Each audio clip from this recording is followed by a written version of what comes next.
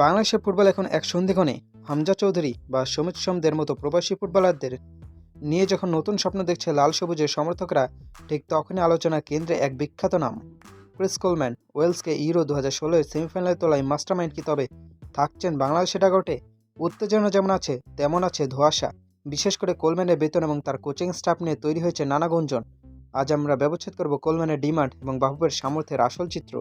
Social media বা বিভিন্ন মাধ্যমে শোনা যাচ্ছে কোলম্যানকে তার পুরো স্টাফ সহ আনতে বাফুফকে প্রতি মাসে গুনতে হবে 60 থেকে 70 লক্ষ টাকা।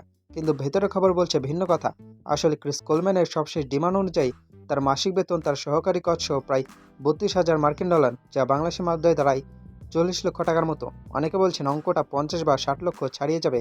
কিন্তু কোলম্যানের সাম্প্রতিক শর্ত অনুযায়ী তিনি ফিটনেস ট্রেনার বা গোলকিপার কোচের জন্য কোনো বাধ্যতামূলক কন্ডিশন দেননি। তার প্রধান শর্ত কেবল একজন নিজস্ব অ্যাসিস্ট্যান্ট কোচ, অর্থাৎ যদি বাফুফে কেবল কোলম্যান এবং তার সহকারীকে নিয়োগ দেয় তবে খরচ 40 লক্ষ টাকার আশেপাশে সীমাবদ্ধ থাকার কথা। এখন প্রশ্ন উঠতে পারে, 40 লক্ষ টাকা কি বাংলাদেশের প্রেক্ষাপটে খুব বেশি? কোলম্যানের প্রোফাইল যদি দেখেন তবে উত্তরটা পাওয়া সহজ হবে। তিনি কেবল একজন কোচ নন, তিনি একজন ট্যাকটিশিয়ান যিনি গ্যারেথ বেলের মতো বিশ্বসেরা তারকাদের সামলিয়েছেন। বাংলাদেশের ফুটবল এখন টেকনিক্যাল পরিবর্তনের সময়। হামজা চৌধুরীর মতো হাই প্রোফাইল প্লেয়ারদের হ্যান্ডেল করার জন্য কোলম্যানের মতো অভিজ্ঞ প্রোফাইল অত্যন্ত জরুরি।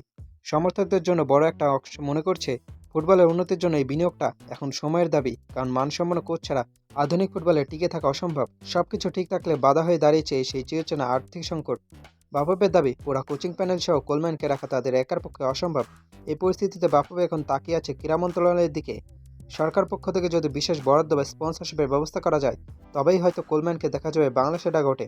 তবে এখনই দর কষাকষির সুযোগ এখনও শেষ হয়ে যায়নি। ফিটনেস ট্রেনার বা গোলকিপার কোচ যদি স্থানীয় বা অন্য কোনো সাশ্রয়ী উপায় ম্যানেজ করা যায় তবে বাজেটটা বাফুফের নাগালের মধ্যেই চলে আসবে। মনে রাখতে হবে, বাংলাদেশের ফুটবলের জন্য আগামী 2 বছর অত্যন্ত গুরুত্বপূর্ণ। হামজা সমিতদের মতো ফুটবলাররা এখন তাদের প্রাইম টাইমে আছেন। এই সময় যদি একজন দক্ষ কোচের অভাবে আমরা পিছিয়ে পড়ি তবে তার মাসুল দিতে হবে আগামী 1 দশক। 40 লক্ষ কিনা 70 লক্ষ, বিতর্ক চলতেই পারে। কিন্তু দিন শেষের প্রশ্ন একটাই, আমরা কি মানের সাথে আপোষ করব নাকি শেয়ার টাইনে দেশের ফুটবলের মোড় ঘুরিয়ে দেব?